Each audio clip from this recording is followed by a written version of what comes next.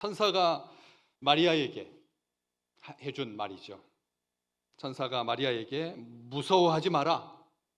네가 하나님의 은혜를 입었다. 그러면서 봐라. 네가 아들을 낳을 텐데 이름을 예수라고 해라. 이 세상에 하나님이 직접 이름을 지어주신 두 사람이 있습니다. 예수님하고 세례 요한. 요한에게도 천사를 보내서 아들의 이름을 요한이라고 해라 하고 이름을 지어주셨죠. 요한 예수, 예수 요한 다 하나님이 지으신 이름인데 이스라엘 백성 유대인들에게 제일 흔하디 흔한 이름입니다. 하나님이 이름을 지어줄 것 같으면 황금 독수리 온 세상을 놀라게 하다 이렇게 이름을 지어야죠. 황금 독수리 온 세상을 놀라게 하다. 한글 이름 14자. 한글 이름 중에 제일 긴 이름. 그 정도는 지어야 사람들이 야, 이름 참 잘 지었다 그럴 텐데 개똥이, 영수, 철수, 수기 이렇게 옛날 우리가 늘 아주 편안하게 부를 수 있는 이름이 예수라고 하는 이름입니다.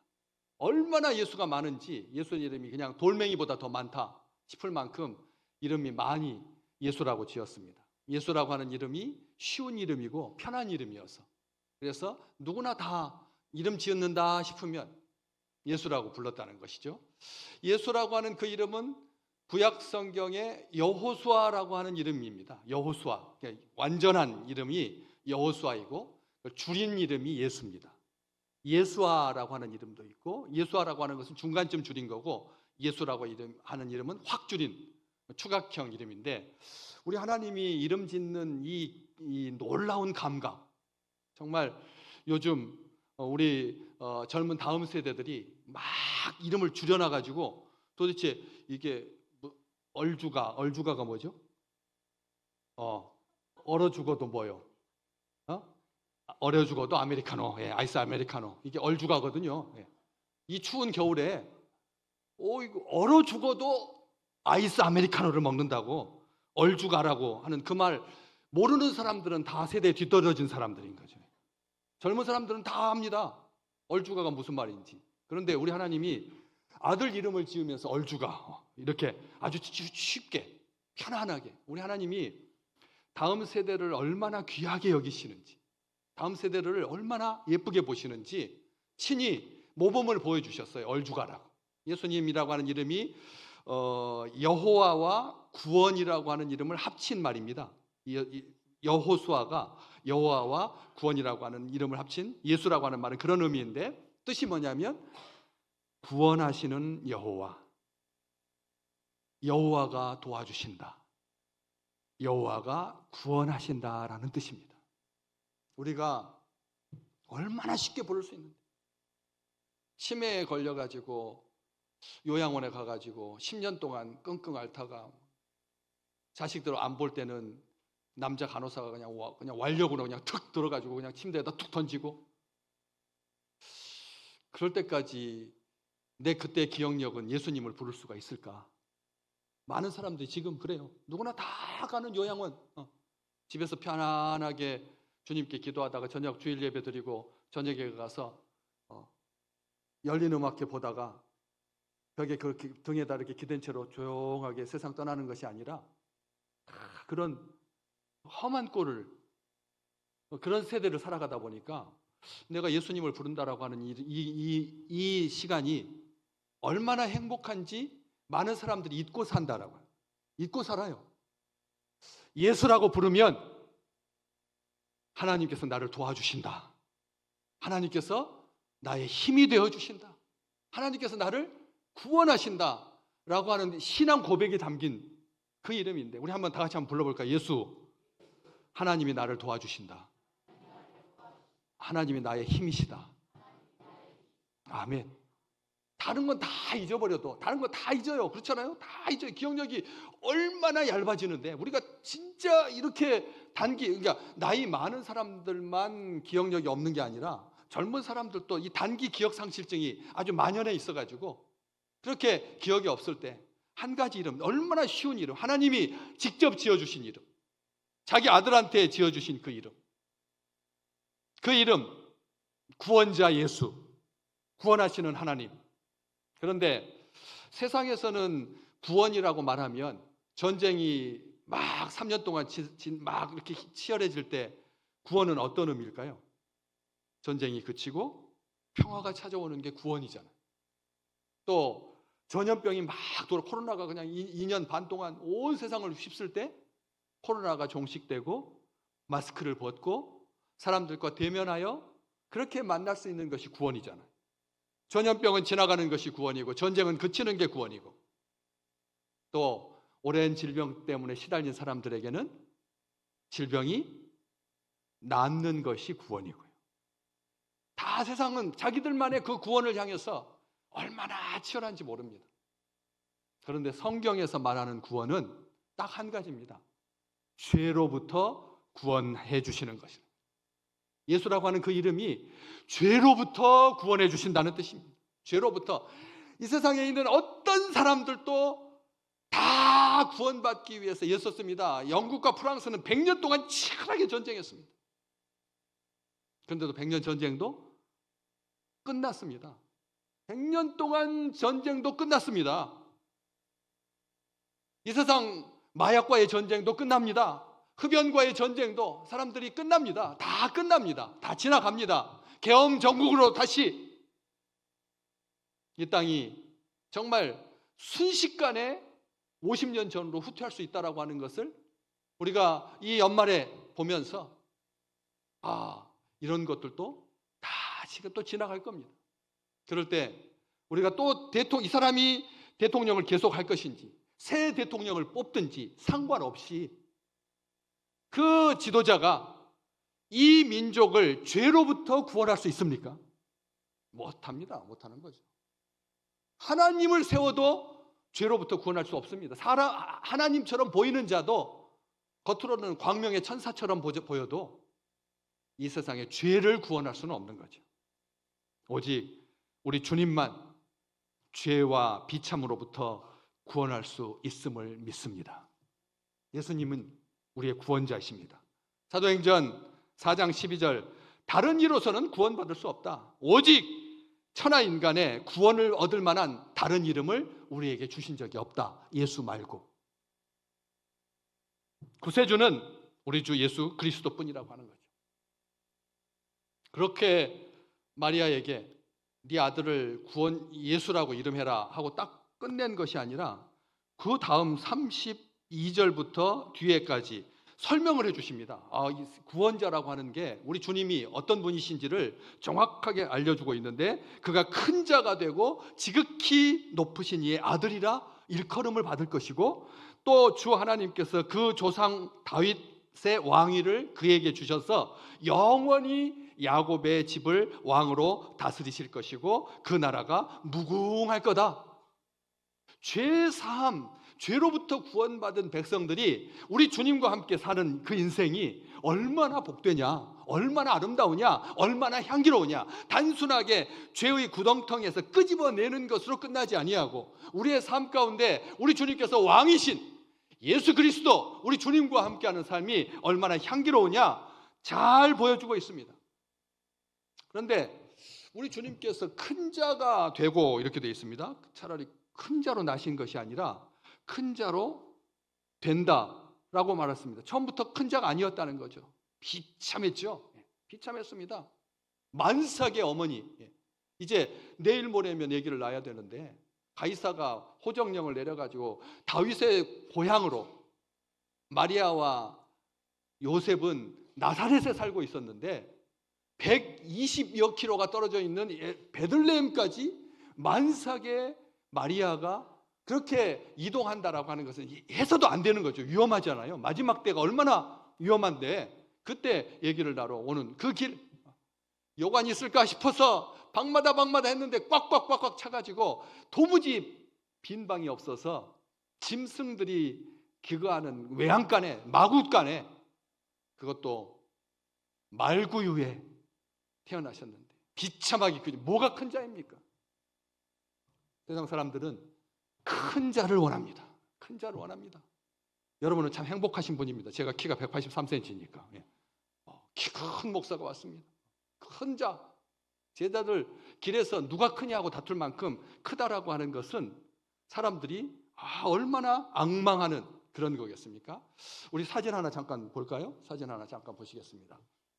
여자 사진인데 32살 먹은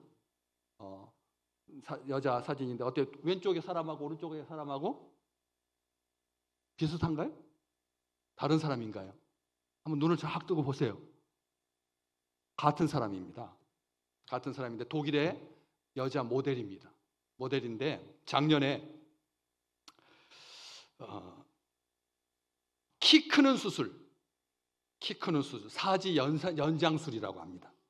키 크는 수술을 2번 받았다. 2번 받아가지고 이렇게 내가 키가 커졌다라고 고백을 했습니다. 169cm 여자 키는 큰 키입니다. 160키 모델이니까 큰 키였는데 또 더 크고 싶어가지고 2번 수술을 받아가지고 키가 무려 14cm가 더 커졌죠. 169cm에서 제 키 183cm가 됐으니까 14cm가 컸습니다. 수술비로 12만 4천 달러. 지금 환율이 많이 올라가가지고 1억 한 7, 8천 정도 될 겁니다. 수술비만 1억 7, 8천만 원. 이어서 물리치료비하고 약값 다 합해 보니까 16만 달러, 2억 2천만 원. 2억 2천만 원. 14cm 키우는데 2억 2천만 원 들었대요. 저는 2억 2천만 원 안 들고 183cm니까 이 사진을 보면 이제 그만 너무 내렸어요. 너무 오랫동안 보시면 안 됩니다. 다시 한번 잠깐 띄워 보실래요? 그 오른쪽에가 자기 인스타그램에 이제 옛날 사진이고, 제가 이번에 수술 끝난 다음에 작년에 수술 끝난 다음에 오른쪽에 인스타그램에다가 올렸더니 팔로워들이 그냥 막 너무나 축하한다고 막 잘 됐다 그러고 막 왜 연봉도 올라가고 그다음에 모델 수입도 늘어나고 남자친구도 생기고 팔로워도 많아지고. 그런데 한쪽 편에서는 어때요 느낌이? 굽도 높지만 힐도 높지만 이상하게 너무 좀 불균형적인, 혹시 잘못되는 것 아닌가라고 하는 우려를 했습니다. 잠깐 사진 내리시고요. 사지 연장술, 인위적으로 종아리 뼈를 꺾어서 허벅지 뼈를 꺾어서 허벅지 뼈가 하거나 아니면 종아리 뼈. 동양인하고 서양인들은 이 허벅지 뼈 길이는 차이가 별로 안 난답니다. 그런데 이 종아리 뼈에서 동양인이 좀 짧아요. 그러니까 동양인들은 주로 종아리 뼈를 부러뜨리면 진액이 나와가지고 뼈가 성장한다라고 하는 것 때문에 처음에는 이게 기형인 경우에만 조금씩 하다가 이제는 미용이 됐습니다. 미용이 되어가지고 이 허벅지를 잘라서 철심을 받고 기계적인 장치를 연결해가지고 서서히 늘리는 방식입니다. 가지고 수술을 이렇게 딱 꺾어가지고 거기다가 뭐 철심을 박은 다음에 고정하고 피부를 덮는 게 아니라 이렇게 바깥에서 리모컨으로 하루에 1mm씩 늘어나게. 하루에 1mm씩. 그래서 6cm가 늘어나려고 하면 석 달이 걸립니다. 석 달이. 6cm 키우려고 하면 석 달이 걸려요. 1mm씩 늘어나니까. 왜 그래야 되냐고요. 피부도 자라야 되고 혈관도 자라야 되고 근육도 자라야 되니까. 이렇게 3개월 이상 걸립니다. 그리고 그동안 휠체어 생활을 해야 되고 이후에 뼈가 굳는 기간, 걷는 연습을 2달 정도를 해야 되고, 그리고 목발 없이 자기 힘으로 걷기까지 5개월에서 7개월 걸립니다. 완벽하게 자연스러운 걸음걸이를 회복하는데 1년 걸리고, 그리고 그 고정 장치 옆에서 이렇게 조금씩 늘어나게끔 해줬던 그 기계 장치를 또 빼는 수술을 해야 돼요. 그러니까 한마디로 말하면 이게 어마어마한 수술인 거예요. 그런데도 우리 새끼가 키가 169cm여서는 안 된다 해가지고 막 이 수술을 요즘 많이 하고 있는 거예요. 그래 얼마나 많이 했느냐면 중국에서 2005년도에 10만 명 넘게 이 수술을 통해 가지고 부작용 때문에 부작용이 어떠겠어요? 부작용이 어떤 피부와 신경과 혈관이 찢어져서 다시는 걸을 수 없는, 다시는 걷지 못하는 불구자가 되는 거죠. 원상복구가 안 되는. 그래서 중국이 2006년도에 미용을 목적으로 한 이 수술 외에는 미용을 목적으로 하는 수술은 금지. 장애가 있어가지고 부득이하게 수술해야 되는 경우는 허락하지만 미용을 목적으로 허벅지나 종아리뼈 꺾어서는 안 된다. 이게 우리가 이 세상에 얼마나 크고 싶어하는지, 얼마나 많은 사람들이 힘을 갖고 싶어하는지. 아니, 정보사의 수장으로 있다가 성행위로 말미암아 그 직위에서 물러난 자가 다음 후배 사령관에게 햄버거 집에서 만나가지고 이게 군사를 동원할 수 있다라. 이게 도대체가 아직도 우리나라가 아직도 이렇게 이 전 근대적인 힘의 원리가 작용하고 있다니. 군대를 동원할 수 있다니. 누구나 크려고 한다. 그런데 성경에서 크다라고 하는 이 개념은 키가 큰 게 아닙니다. 영어 성경에 큰 자가 되고에 이 크다라고 하는 뜻이 great거든요. 빅이 아닙니다. 빅이 아닌데 많은 사람들은 힘 있는 것, 가진 것, 이게 크다라고 생각하기 쉽다는 거죠. 그런데 우리 주님께서 큰 자가 되셨는데 나중에 누구한테 이런 말을 하신 적이 있어요. 사람이, 여자가 낳은 자 중에 가장 큰 자라고. 누구를 그랬죠? 세례 요한한테 여자가 낳은 자 중에 제일 크다. 그 세례 요한이다. 세례 요한이 실제로 키가 컸는지 안 컸는지는 모르겠어요.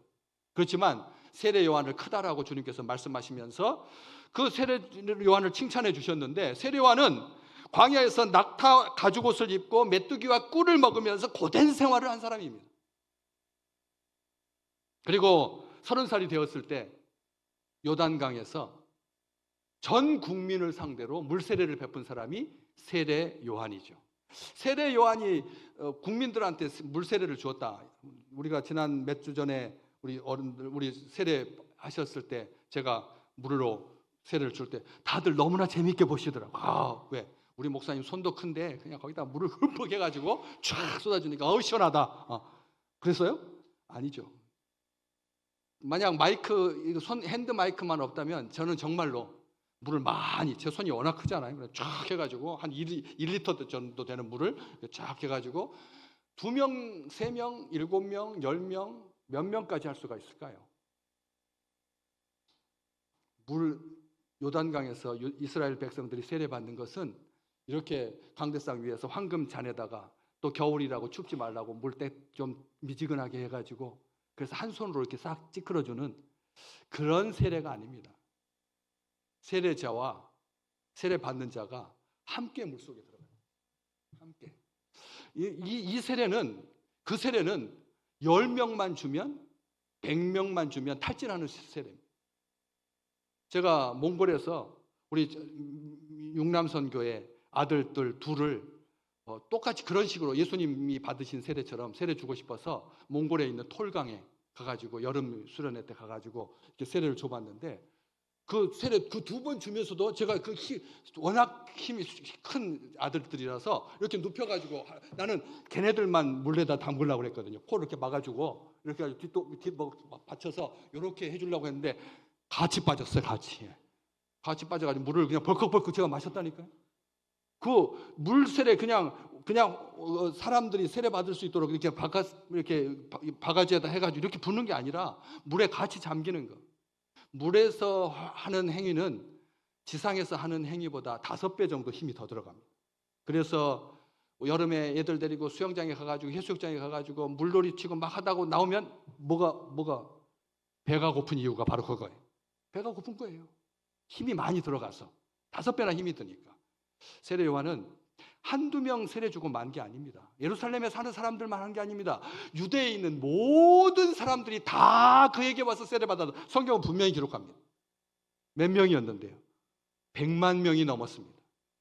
1000만 명은 안 돼도 500만 명 가까이 된 사람들, 그 많은 이스라엘 백성들, 크고 작은 사람들, 나이 든 사람들, 어린 사람들 다 나와서 군인부터 세리부터 다 세례를 받았습니다. 다 주려고 한번 생각해 보십시오. 하루 종일 세례를 줍니다.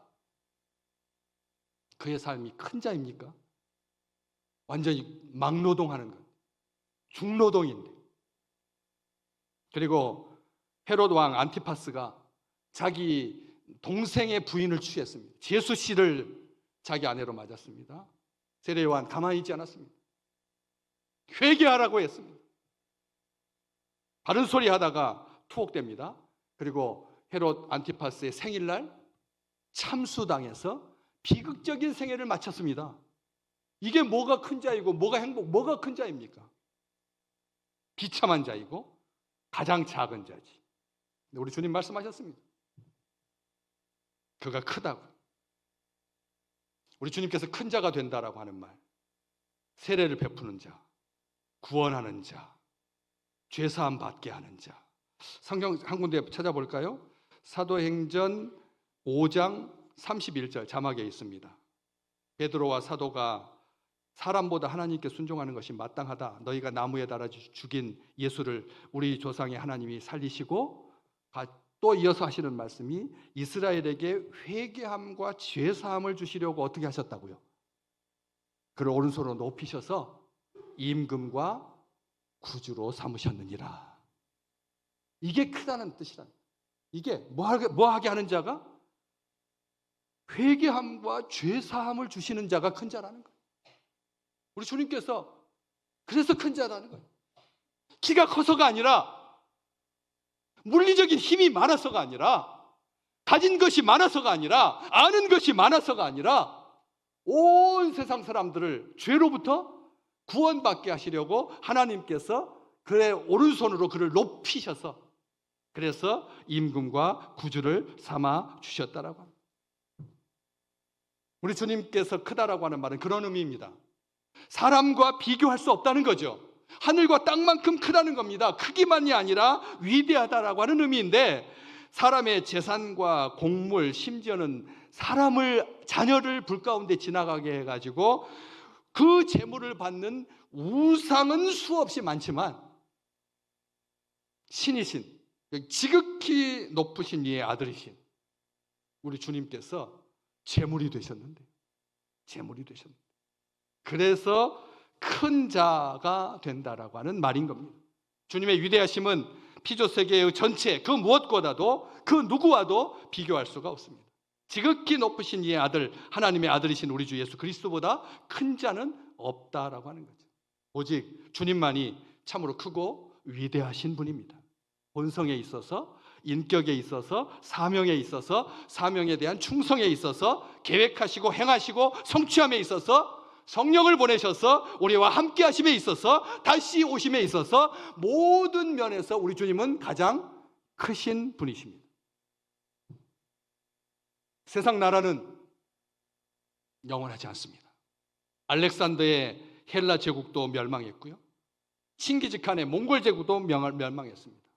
온 세상을 호령하면서 해가 지지 않는 나라라고 떵떵거렸던 영국도 해가 진 지 오래되었습니다.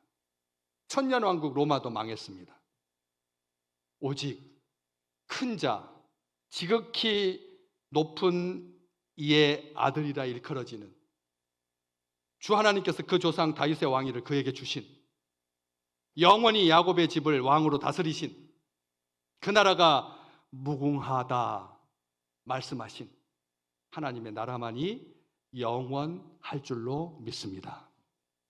우리나라도 순식간에 무너집니다. 아시잖아요. 순식간에 무너질 수 있습니다. 노론, 소론, 벽파 해가지고 만신창이가 되었던 나라, 6.25 때 어떻게 됐는데, 일제 때 어떻게 됐는데, 몽골이 얼마나 이 나라를 우습게 여기고 그랬었는데, 우리 하나님의 나라는, 우리 주님께서 다스리는 나라는 진리의 나라이고 생명이 충만한 나라이고 공평과 정의와 사랑이 넘치는 나라입니다. 성경은 분명히 말합니다. 음부의 권세가 이기지 못할 것이다 라고. 우리 주님의 나라, 예수님이 오시기 전까지 죄와 사망이 가득했던 나라, 사람들은 흑암 가운데서 방황하고 사망의 그늘진 땅에서 죽음의 세력에 시달려야 했습니다. 죽음은 우리를 슬프게 합니다. 죽음은 우리를 두렵게 합니다. 무의미와 허무가 우리를 사로잡죠. 한평생 매어서 종노릇하게 하는 것이 죽음입니다. 예수님께서 죽음의 세력 마귀를 멸하셨습니다. 마귀의 머리를 상하게 하셨습니다. 마귀의 머리를 깨뜨리셨습니다. 주님께서 마귀의 머리를 깨뜨리니까 마귀의 나라도 마귀의 권세도 죽음의 권세도 이길 수가 없게 된 것이죠. 그렇다면 이 세상은 그런 왕이신 예수님을 정말 전폭적으로 사랑하고 그리고 기대하고 설레는 마음으로 왕이신 주님을 받아들이느냐? 전혀 그렇지 않다. 요한복음 19장에 우리 주님께서 어떤 귀인이 왕위를 받아가지고 오려고 먼 나라로 갈 때 그 종 10명을 불러가지고 은하 10문화를 주며 내가 돌아올 때까지 장사하라 하고 떠났습니다. 그랬더니 그 사람들이 어떤 일을 했는데요? 누가복음 19장 14절. 그런데 그 백성이 그를 뭐해서? 미워하여 사자를 뒤로 몰래 보내서 말하기를 우리는 이 사람이 우리의 왕됨을 원하지 아니하나이다 하였더라. 예수님이 왕이신데 죄로부터 구원해 주시는 온전한 구세주인데 사람들이 다 예수를 좋아하느냐? 아니라는 거예요. 아니라는 거예요. 우리는 이 사람이 우리의 왕됨을 원하지 않는다. 그래서 각자 자기가 다 왕이에요. 각자 왕이에요. 정말 이렇게 모든 것들이 다 SNS를 통해서 실시간으로 방송될 수 있는 나라가 이 지구상에 어디가 있을까요? 어디가 있겠습니까? 정말 귀한 축복인데, 귀한 축복인데 아직도 그래도 내가 무력을 가지고 이 나라를 들었다 놨다 할 수 있다라고 하는 이 생각이 우리를 비참하게 만들죠. 그래서 이스라엘의 왕이 없어서 각 사람이 자기의 소견대로 옳은 대로 행했다. 사사기 21장에 그렇게 기록되어 있지 않습니까? 그런 것처럼 우리는 이 세상을 살아가면서 저마다 자기가 최고입니다. 자기가 왕입니다. 자기가 왕인 거예요. 자기가 조그마한 일을 해도 거기서 왕이 되고 싶은 거예요. 진짜 왕, 죄로부터 구원해 주시는 분, 우리 주님이다. 우리 주님께서 말씀해 주십니다. 예수님은 만왕의 왕이시고 만주의 주이십니다.